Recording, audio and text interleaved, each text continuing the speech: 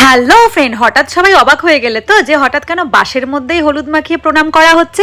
আসলে একটা পুজো হচ্ছে, আর কি পুজো না পুজো কেন এরকম করা হচ্ছে সমস্তটা ডিটেলস আমি অলরেডি আমার বড় ব্লগে পোস্ট করে দিয়েছি। প্লিজ গিয়ে চেক আউট করে নাও, আর প্লিজ প্লিজ জানাও যে তোমাদের কেমন লাগলো। এখানে আমি মালা গাচ্ছিলাম ঠাকুরের জন্য, আর আসবে একটা নতুন দল, সেটা হচ্ছে ঠাকুরনগর থেকে পাগলের দল।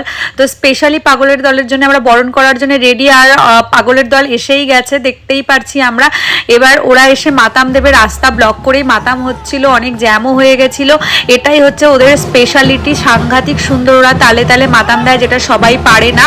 এটার মানে ওরা যা করবে একই সাথে একই স্টেপে করে, আর ভীষণ সুন্দর লাগে দেখতে। পুরো ব্লগটা দেখার জন্য অবশ্যই আমার চ্যানেলটাকে সাবস্ক্রাইব করো। আর এখানে আমি সবাইকে খাবার মানে প্রসাদ পরিবেশন করছিলাম। কেমন লাগলো আমার ভিডিও অবশ্যই জানাতে ভুলো না। তো আজকের মতন এখানেই শেষ করছি, টাটা।